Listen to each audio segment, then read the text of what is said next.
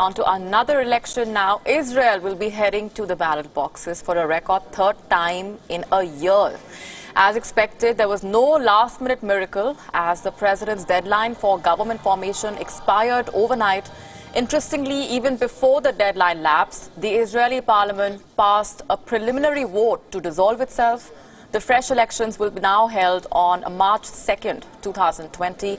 Prime Minister Benjamin Netanyahu took to Twitter blaming the Blue and White Party for leading the country to a third election.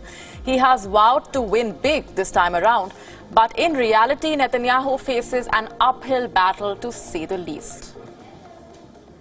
For Netanyahu, it means more time in office. A third election means he will be looking to reinforce his position by going ahead with his plan to annex the West Bank. As long as he is the Prime Minister, Netanyahu has immunity from prosecution. For the general public, this means yet another trip to the polling booths. Public anger has been mounting against the political class for not being able to find common ground. But recent opinion polls indicate that a lot of that anger is directed at Netanyahu than his opponent Benny Gantz. Gantz's Blue and White is likely to win more seats than Netanyahu's party according to the poll, but he is still likely to fall short of the majority mark. And our West Asia Bureau Chief Daniel Pagani joining us live on the broadcast. You've been on the ground tracking those elections very, very closely. A third election now. Last we spoke, we were talking about how there is hardly any chance that there will be any miracle arising out of those negotiations. And unfortunately, the people of Israel are staring at more uncertainty.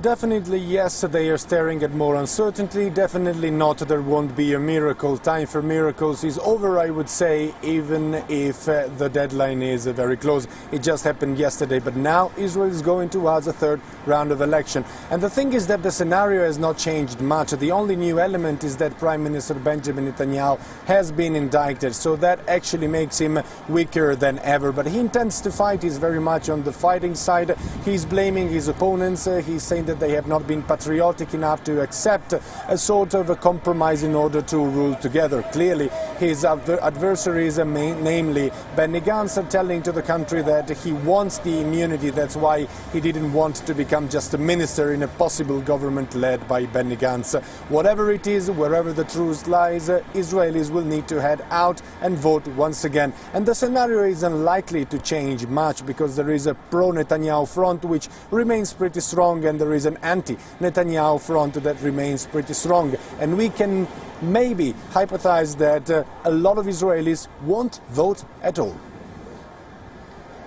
Absolutely, and we will of course keep coming back to you, Daniele, for a closer look at the various possibilities on the horizon and the key issues that are once again going to dominate this electoral battle. Thanks very much for those updates.